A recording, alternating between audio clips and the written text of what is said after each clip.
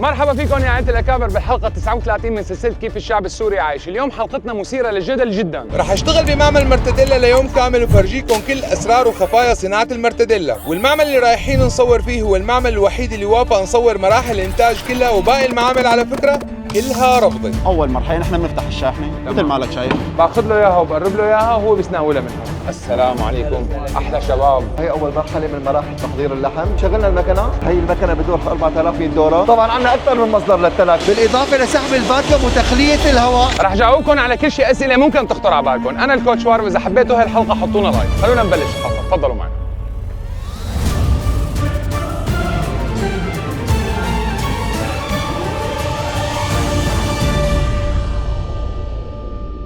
ليكن هدول الشاحنات وصلوا، شايفين جايين من المملكة العربية السعودية، ورانا بالضبط هو معبر نصيب على الحدود السورية الأردنية.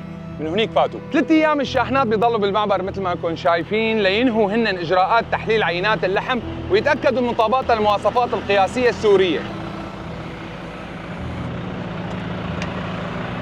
بسم الله. شلونك عم؟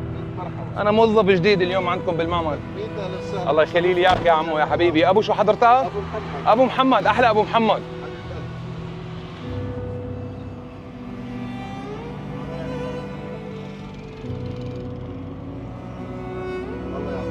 الله يعافيك يا رب يا حبيب قلبي.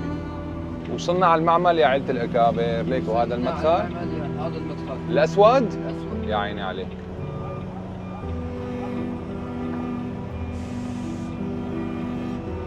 الله يخلينا ابو محمد، والله موديل لحالها صفت الشاحنه. الله يسعدك يا رب. السلام عليكم. نزلهم هدول الاوراق معي. نزلهم تفضل. يلا وصلنا على المعمل. يعطيك العافيه ابو محمد الورد. الله يسعدك. يعني كانت ساعتين، يعني لقاء لطيف جدا معك والله. الله يعطيك العافيه.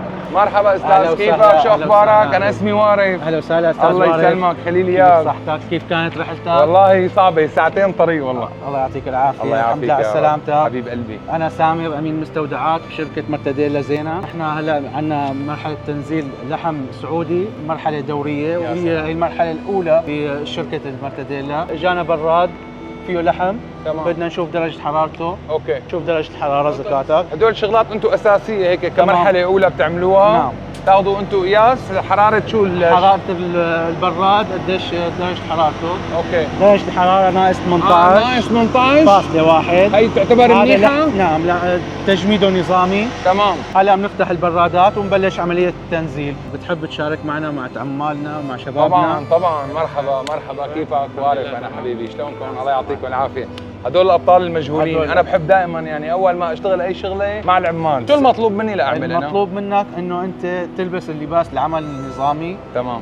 البدله العمل الطاقيه، أوكي. الكمامه والحذاء سلامه. اوكي. الله هيثم ساده بالبيت. يلا كيفك استاذ هيثم؟ شو اخبارك حبيبي؟ هي بدله هيك مثل ما انت اللي لابسها، والحذاء السلامه المهنيه طاقيه وكمامه طاقيه. نحن معناتها هلا شكلنا رح نطلع لفوق، رح البس انا الاواعي كلها وتجهز على 24 ونبلش مع الشباب الطيبه. الله يسعدك اهلا سيد هيثم. شلون؟ حطونا لايك اذا حلو. شيء فاخر. اخبارك؟ الله اهلا يسعدك. وسهلا، انا يعطيك اسمي الف وارف. عافيه. 100 اهلا وسهلا. الله يسلمك يا الله رب. يعطيك الف عافيه. انا المهندس رامي مدير الجوده في شركه مرتديلا زينه. 100 اهلا وسهلا فيك. الله يسلمك. شو سمعنا بدك تشتغل معنا اليوم؟ معلم بدي اشتغل معلم كل خطوط الانتاج. ونبلش باصعب مرحله بتنزيل اللحم. تنزيل اللحم. حابب بإذن انا رب العالمين. اليوم تعاملني مثل كل الشباب الموجودين، بإذن لا رب زياده العالمين. ولا نقصان، مو لانه عم نصور وكذا. خلص. لا والله انا هيك بحب دائما بكل شغله. حابب اتعلم منكم كل شيء، يعني خلص. مثلا هي الشاحنه تبريدها تماما. وين بتنزلوها وين بتحطوها، يعني هيك دخلنا القصص الشاحنة هي بعد كلياتها.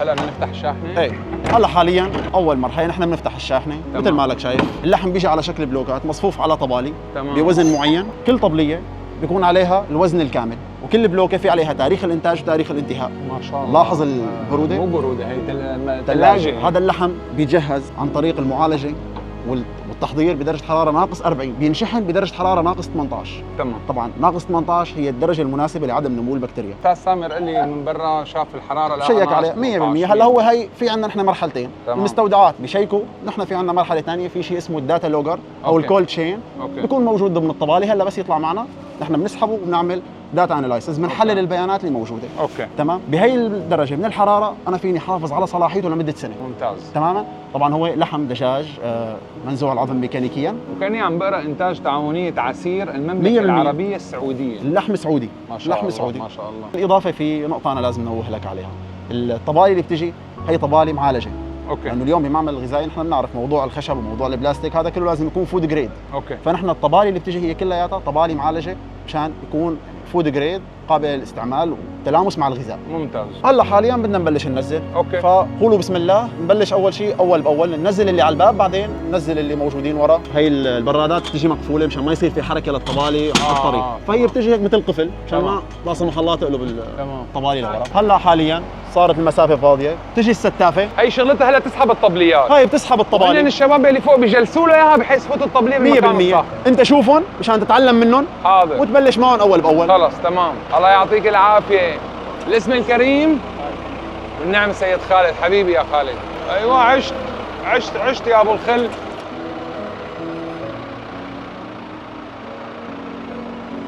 ما شاء الله ما شاء الله. نحن عندنا 6 غرف تخزين بدرجه حراره ناقص 18. تمام.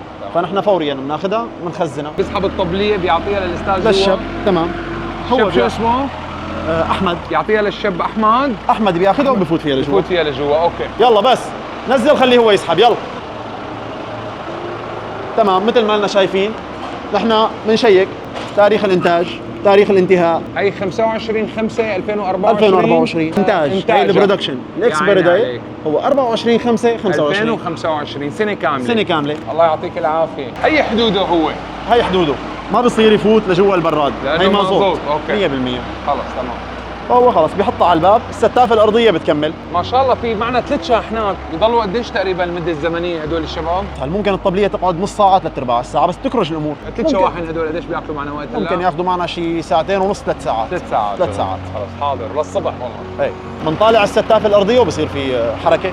بدنا نحمل الستافه الارضيه 100%. فوق. ايه هي الداتا لوجر. هي جهاز بيسجل تبدل درجات الحراره خلال رحله كامله، يعني من لما تكون بالبحر. بالصندوق الاسود تبع الطياره يعني. تماما. بتاخذ للناقص 30 لحتى ال 70، من الناقص 30 لل 70 كل تبدل درجات الحراره. يعني انا اليوم اذا كان في عمليه اطفاء للبراد مثلا خلال فتره معينه بشك هي بعرف تبدل درجات الحراره، اذا نزلت عن ناقص 12 طلعت. هي التفاصيل هي يعني سر النجاح بهي المصنع. تمام. اطلع معهم. ايه توكل على الله. يلا تفضل سيد هيثم. يا رب. انت بتقرب الطبليه شوي هو بيسحبها. باخذ له اياها وبقرب له اياها وهو بيسناولها من هون. شد.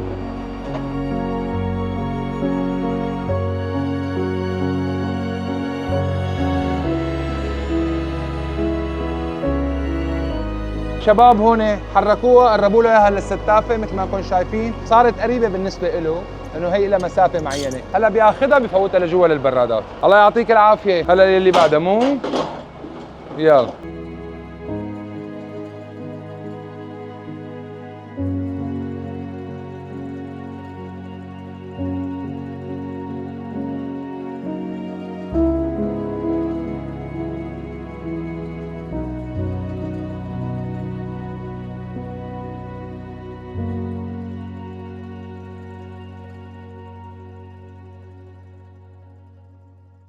هاي المرحله اللي بعدها. هلا هي غرف التخزين كمان على درجه حراره ناقص 18. ليك الهواء البارد لهون. انت هون بدك تساعد الشباب كمان بهي العمليه. اوكي شباب متعودين انتم. اوه برد بدك برد. دير بالك، برد كثير حتى بترفع كمامتك اضبط مشان اضبط صح. ايه هي هون فينا نعتبرها مثلا مستودع تبريد. هي تخزين البرادات. تخزين البرادات. اوكي اللي نزلناهم من برا نحن اللحم او الدجاج يعني من فوق لهون ضمن درجه حراره ناقص قلت لي قديش؟ ناقص 18. ناقص 18. مبخرتين بيجيبوا لك درجة الحرارة ناقص 18 خلال 4 ساعات إذا كانت محكمة الإغلاق، للوصول لدرجة حرارة بأسرع وقت. تمام. معناتها أنا هلا حنفضي السيارات بدك تساعد الشباب بهي العملية. وبعدين شو بنعمل هلا؟ بس خلصنا هاي العملية إن شاء الله أنت بتروح بتنام لك ساعتين بتريح وبكرة الصبح على خط الإنتاج. على خط الإنتاج بإذن الله. خلص. الله يعطيك ألف عافية. خليلي إياك الأستاذ رامي. شكرا كثير على الجولة، والأستاذ سامر كمان شكرا كثير على الجولة اللطيفة. نحن هلا نعتبر خلصنا من المرحلة الأولى اللي هي مرحلة استلام اللحم والمستودعات 100%. حننام ساعتين مثل ما الاستاذ واجي بكره الصبح بلش هيك نهار جديد وخط الانتاج يعني هو المرحله اللي بعدها بكره على مراحل الانتاج. فبشوفكم بعد شوي يلي هو بالنسبه لي بكره، بس انتم بالنسبه لكم بعد شوي دبروها كيف ما بدكم. سلام. الله يعطيك العافيه. ساعد الشباب. انا هلا يلا ساعدهم شوي. يا هذا يدني وجعوني. لا برد برد.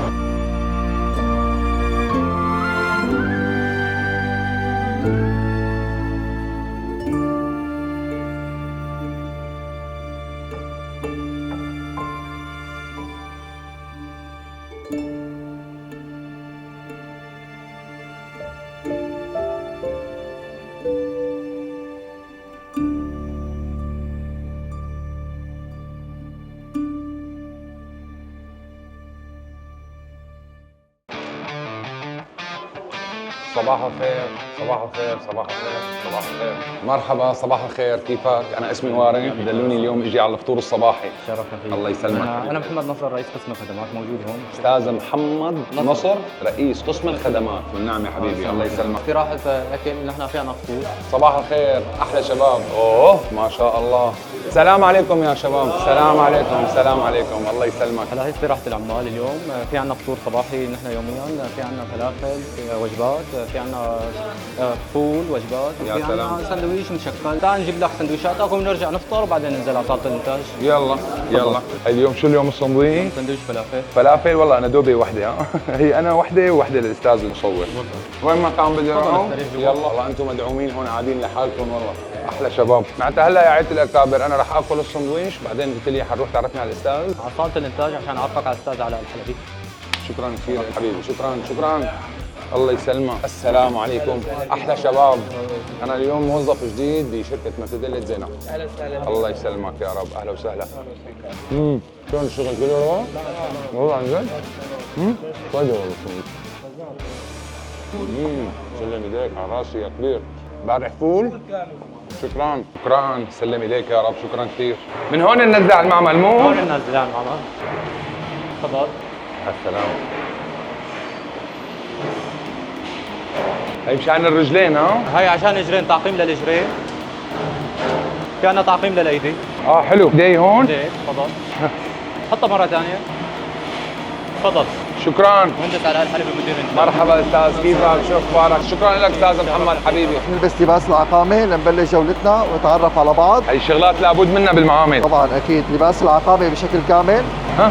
لازم نحن نكون لابسينه. هذا المهندس علاء الحلبي مدير الانتاج بمرتديلا زينب. نعم يا استاذ، انت اليوم رح تعملنا هي الجوله كلياتها؟ اكيد جوله نعرفك على سلعات المرتديلا، سلعات مرتديلا زينب من الاي تو زد بكل مراحل تصنيعها. طبعا نحن المعمل ينقسم لاربع صالات انتاج. اول شيء عندنا صاله تحضير اللحم مثل ما انتم شايفين. صاله تحضير اللحم، اوكي. رح نفوت احنا نشوف اللحم أوكي. كمان كيف يتم عمليه تحضيره لصناعه اللانشون.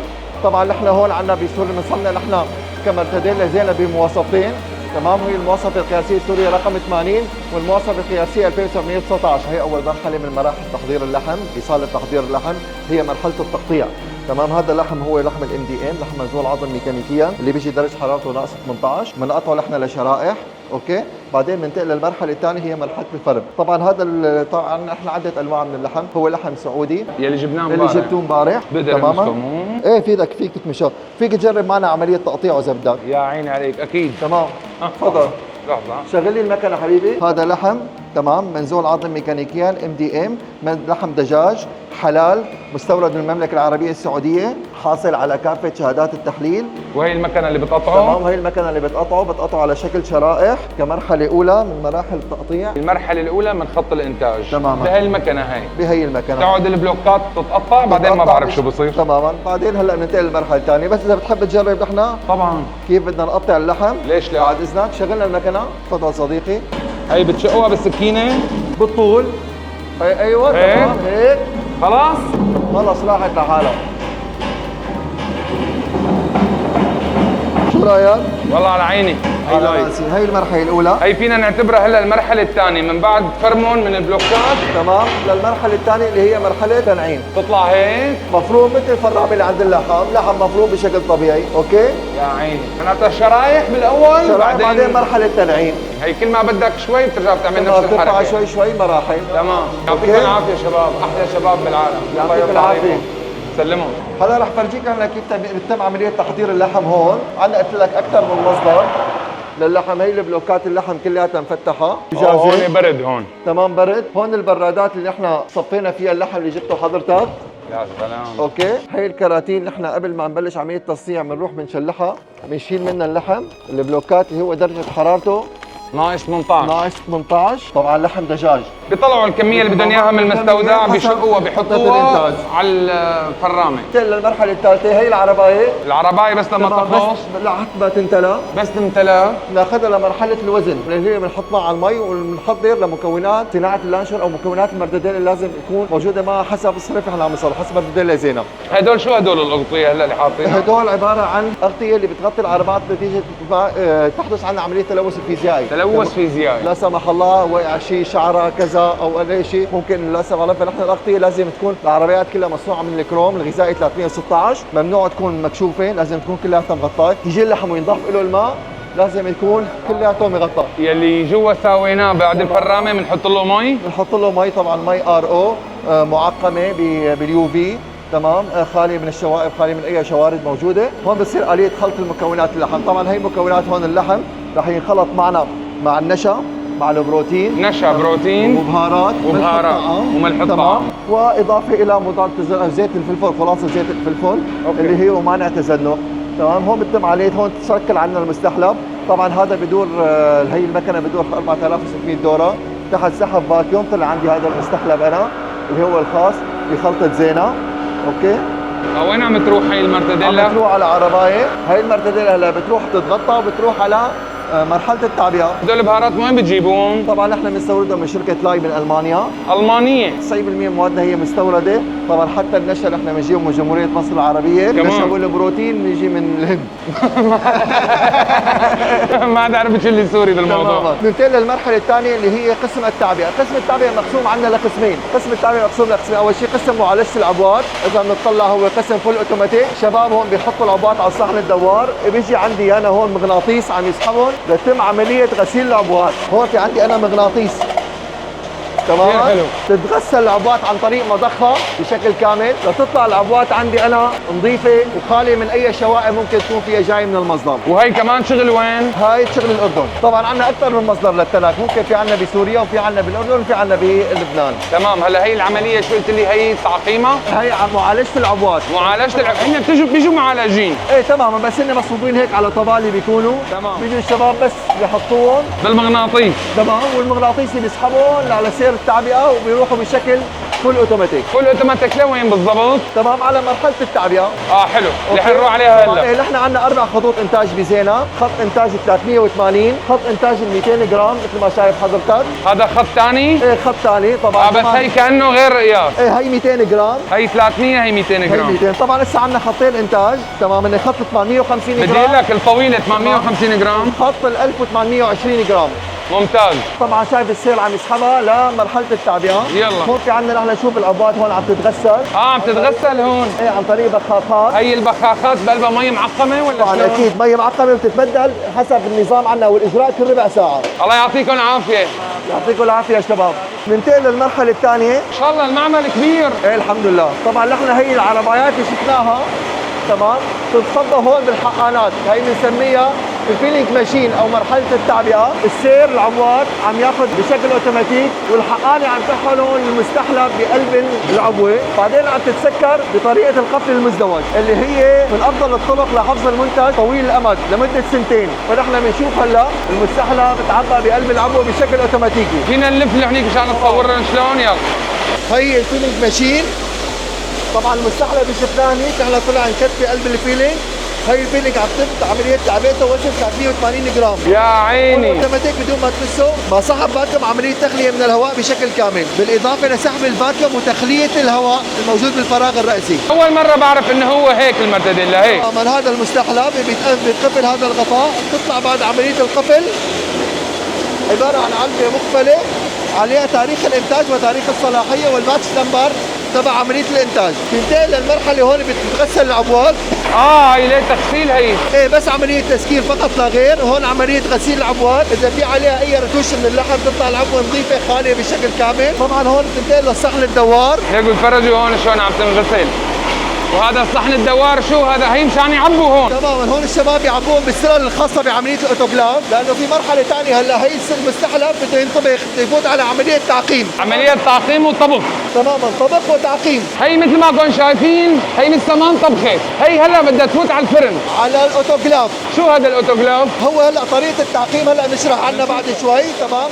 هلا نحن بما عندنا مرتديلا زينه خاصين على الايزو 9001 وايزو 22000، في عندنا عده نقاط للضبط، من القفل المزدوج، من الشباب عم يزينوا عمليه الوزن، تاكد من الوزن اللي هو 380 جرام بشكل دوري بيقوموا فيها شباب الجوده، نتاكد العبوه 380 جرام الوزن. ليكوا شلون هي الوزن الصافي 380 جرام. الله يعطيك العافيه يا حبيبي، الله يعطيك. بنتين كمان هون عندنا نتاكد من عمليه القفل المزدوج، هون الاستاذ عم يتاكد من عمليه القفل المزدوج لخط ال 200 جرام، هي ما فيها اي عمليه تسريب للهواء ضمن حوضنا الماء. اذا صار في عندي تنفيذ معناتها ان العبوه النفسي فلازم وقف خط الانتاج. والله اذا ما فيها تنفيذ فالعبوه سليمه 100%، والعبوات سليمه الحمد لله ما فيها شيء، وبالتالي عمليه تعبئه سليمه. هلا هون هاي خط ال 200 جرام، طبعا هذا خط 380 جرام بنفس الاليه. هون تعالوا شوفوا شلون هون اليه الغسيل عم تتغسل. هي كله لسه ما انطبخ. تماما، كله ما طبخ، وهي كله في الاوتوماتيك لا تمسه الايدي غير عند عمليه تعبئه بقلب السلال. ونفس العمليه بهذا القفص المخصص للطبخ. طبعا هذا مخصص للاوتوكلاف. سبنا على الطبخ. يلا رح نروح للقسم الثالث اللي هو قسم التعقيم والطبخ. يلا. طبعا الطبخ او التعقيم هو بيتم بشيء بنسميه الاوتوكلاف. اوتوكلاف على درجه حراره 121. طبخ. تماما، طبخ درجه حراره 121 ضمن زمن وضغط معينين بيختلفوا حسب اختلاف حجم العبوات. هي درجه الحراره 121 قادره على قتل كافه انواع الاحياء الدقيقه الممرضه وغير الممرضه. يا سلام. تمام؟ هذا المكنه. هلا مثلا هي المكنه بنصفي السلال هيك بتم عمليه تعقيم. هلا هذا الاوتوكلاف طالع جاهز، ما طبخت وطلعت ليك بدي اسحبها. هلا بنسحبها بنطلع مثلا هي العبوه معقمه. اوكي. هلا فيني افتحها واكلها انا فورا بس سخنه، يعني هي لازم تاكل طبعا. بارده. هي مبرده هلا هون. كمان شوي درجه حرارتها شي 24 25. والله طلع العبوات بارده مو كثير سخنه. هلا بنشوفها. اوكي افتحها. افتحها. ايه خلاص خلص افتح. ها جاهزين يا عيلة الاكابر؟ هي بعد ما انطبخت وتبردت هون تمام، في بيطبخوا. عمليه تبريد. وفي عملية تبريد. تماما. يا سلام. قيمه ما اوعى دير بالك ايدك. طعميني طاع وطعميني كله معقم هذا، يعني عم انضف من المعلقه. 100%. ها طيبه. يلا مرتديلا على اول. طيبه والله.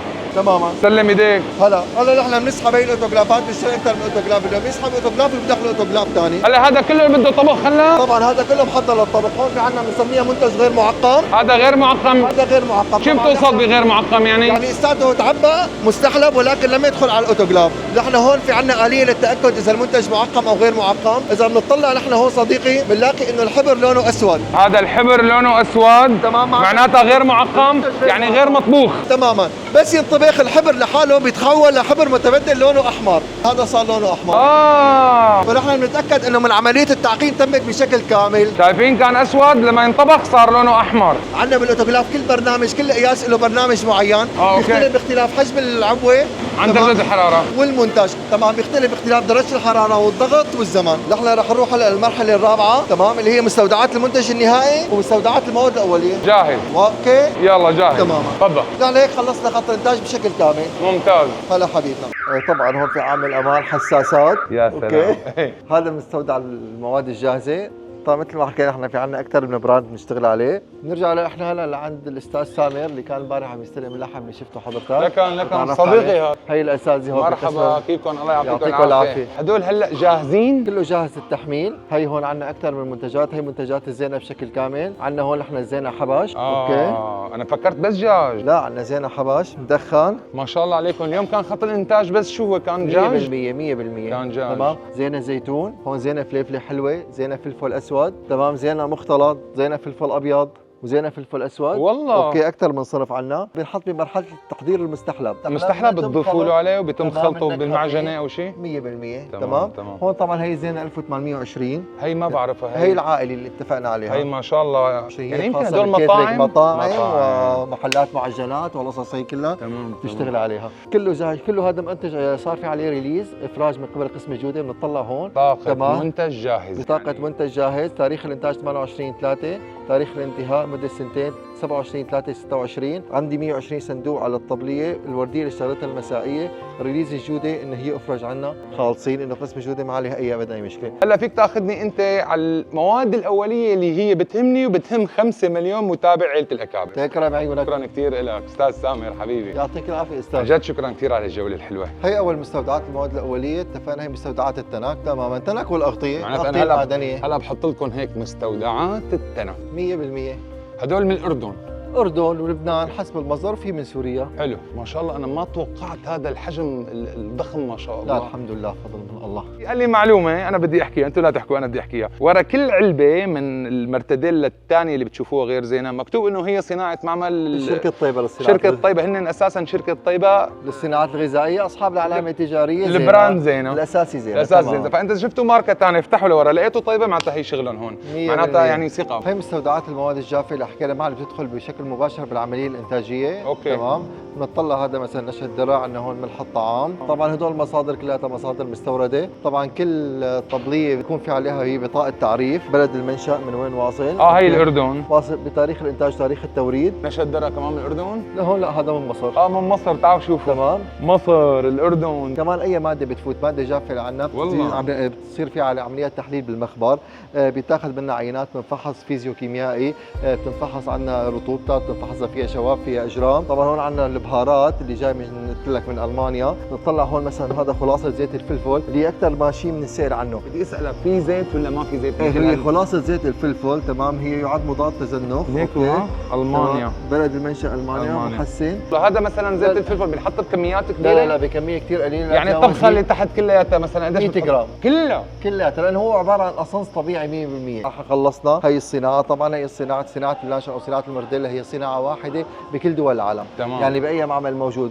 خارجيا ولا داخليا، معمل وطني ولا غير وطني، هو نفس البروسيس ونفس عمليه التصنيع، ما بتختلف ابدا، ولكن بتختلف عمليه المواد، نوع البهارات اللي عم يحطوها تمام، او نوع مثلا اذا بدك تحط هو مثلا ممكن يكون في عندك انت لانشون بقر، لانشون دجاج على الحل، لانشون بقر على الحل تمام، او لانشون حبه، فهي بيختلف نوع اللحم الداخل. خليلي يا حبيب القلب. شكرا كثير، بدنا نتشكر حبيبي. بالنيابه عني ومن فريق العمل ومن عيله الاكابر. بتشكرك على الجوله. الله يسلمك. وان شاء الله نكون هيك قدرنا يعني نوصل لهم الصوره. انا يعني حابب انه هذا ما له اعلان، ما بقدر انا اقول لكم كله مرتديلا ما تاكلوا مرتديلا، بس انا بيهمني انه ما شاء الله يعني انتم عن جد هي صار لي عيد ثالث مره انه هن المعمل الوحيد بسوريا اللي يخلوني فوت صور بداخل المعمل. حبيبي. الباقي رفض. هي انا اهلا بحكيها وسهلا مباشره فيكم باي وقت وباي زمان وباي مكان. الله يسعدك. طبعا انا حابب اتشكركم كثير حبيب قلبي. وحابب اوجه هيك كلمه من خلال منبركم انه يا جماعه ثقوا بالصناعه الوطنيه تمام، لانه هي صناعه كثير مهمه وفيها جوده كثير عاليه. يا عيني عليك حبيب قلبي. خليلي يا شكرا كثير استاذي. شكرا حبيبي. حبيبي الكوتش.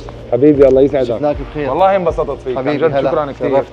هلا بدنا نروح لوين؟ على المخبر؟ على المخبر. على المخبر يلا يا رب. رجعنا هلا مع الاستاذ رامي عماد مدير قسم الجوده. استاذ رامي نحن فايتين على المخبر هلا، وصدقني محضر لك اسئله ما راح ارحم نوب. يلا جاهزين ان شاء الله. بصراحه مو بس اسئلتي لحالها، اسئلتي انا وعيله الاكابر. خلص جاهزين. هون المخبر هلا. هون تماما نحن هون فتنا لهذا القسم لانه القسم الثاني هو قسم معقم ما فينا نفوت عليه مباشره، وعندي انا عمليه زرع جرثومي فما فيني فوت على هذاك القسم. فحاليا نحن هون فينا نحكي كامل التفاصيل اللي خاصه بالماده الاوليه بالمنتج النهائي والعمليات المخبريه. اسالك الاسئله؟ تفضل. وانت اشرح على كيفك، لانه هدول الاسئله انا عن جد بيناتهم هو اهم سؤال بالكره الارضيه.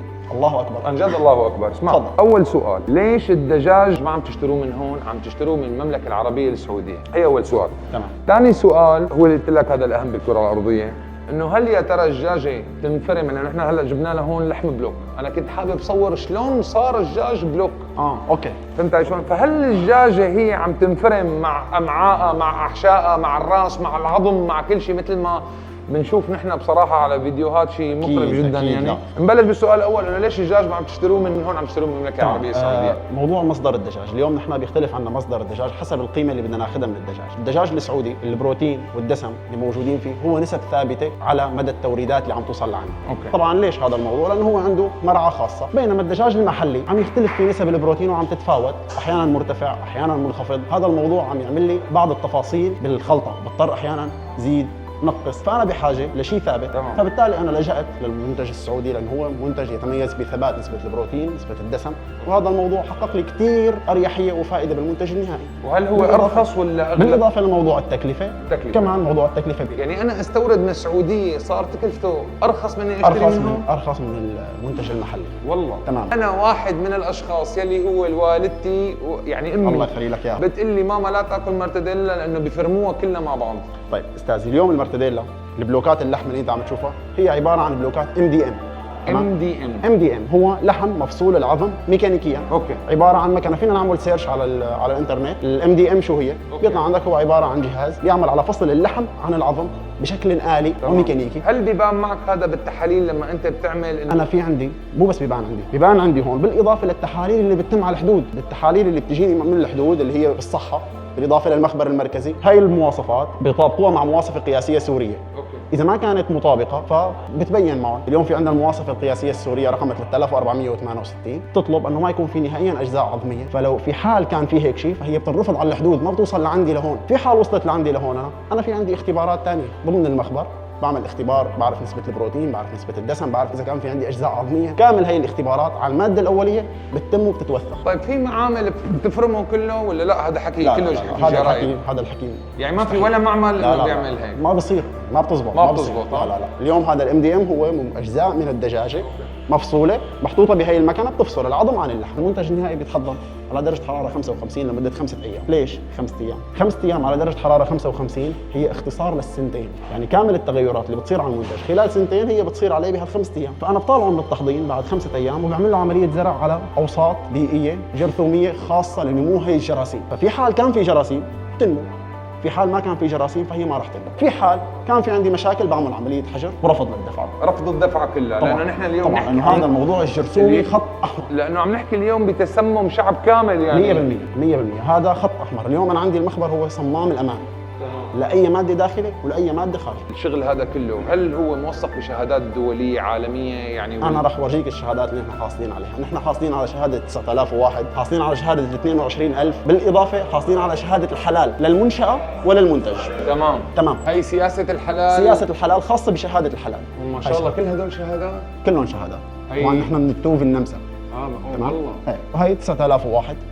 نايس. اخذين شهاده الايزو؟ طبعا هي ايزو 9001 ايزو 22000. اوكي الله يعطيك الف عافيه. شكرا كثير. اذا هيك بكسبك وانا على الباب حابب هيك نودع عيله الاكابر ونودع المعمل زينه ونحكي كلمتين. شرف. يلا يا رب تفضل. حلقتنا لسه ما خلصت يا عيله الاكابر، هلا ان شاء الله بس ودع الشباب رايح اخذكم على مكان مميز كثير، وبنهايه انا المطاف معكم خلينا اياك استاذ علاء. شكرا كثير والله العظيم، يعني انا ممنون كثير انكم خليتوني انا اصور. حي الله فيكم. شكرا كثير. اي مكان. استاذ رامي حبيبي خلي لي اياه. شكرا كثير على المعلومات. انا بصراحه يعني الاسئله كانت يعني بالنسبه لي يعني خط احمر، بدي اعرف هذا الدجاج من وين بينفرم كله، يعني جاوبتوني على كل شيء اسئله. وبالنسبه لعائله الاكابر اي سؤال بيخطر على بالكم اكتبوا لي تحت بالتعليقات وامانه جاوبون امانه يعني، او انا بسالكم وانتم بتجاوبوني انا خلي لي اياكم عن جد. شكرا كثير حبيبي الله يسعدك يا رب. انا هلا حاطلع مع الموظفين مع باص الموظفين مشان نعيش التجربه كامله ونكمل ان شاء الله الحلقه. بس ننزل الحلقه رح ابعثكم الروابط انا تشوفوها مع الاصدقاء والعائله، وكل واحد يفتح موبايله وشمروا عليه مشاهدات.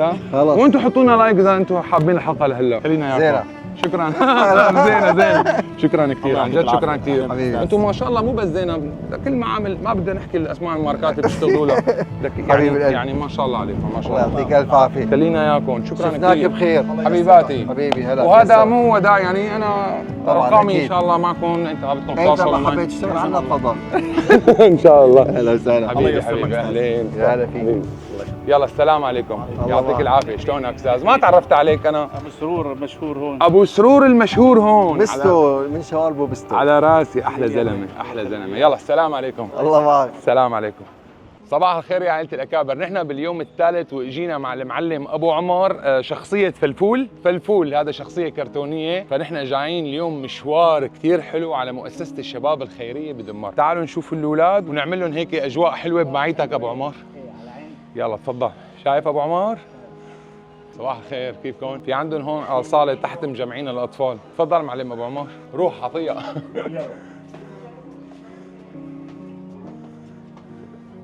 صباح الخير. مرحبا. كيفك؟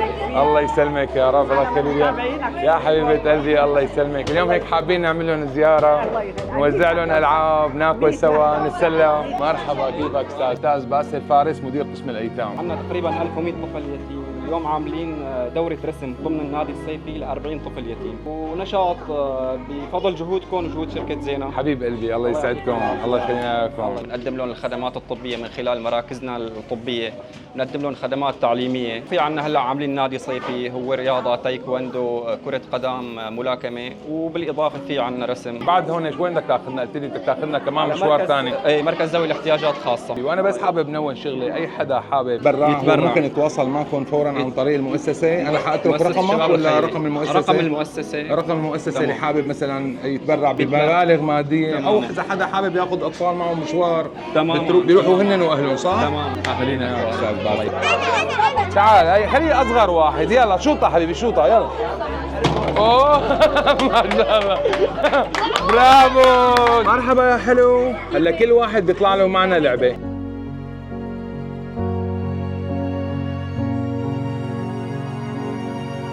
عاش.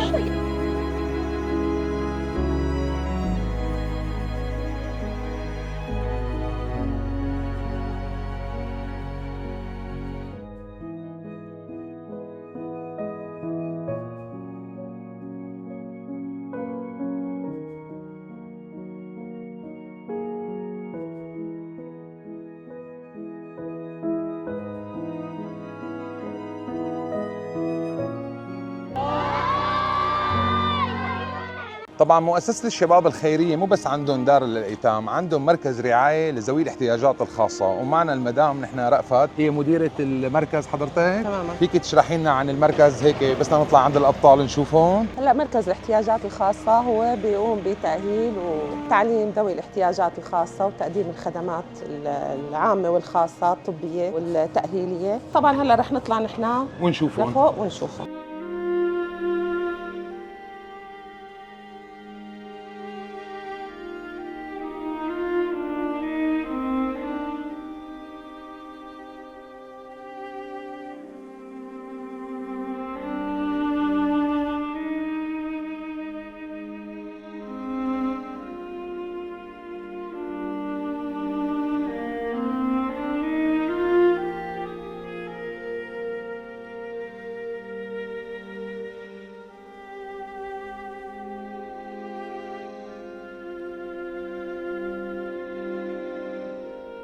هيك يعني حبك، هيك يعني حبك، حبك انا حبك، انا حبك. انتوا التنتين حلوين حلوين. زينين زينين كثير. حبيباتي حبيباتي. انا حبك وحبش انتي زود.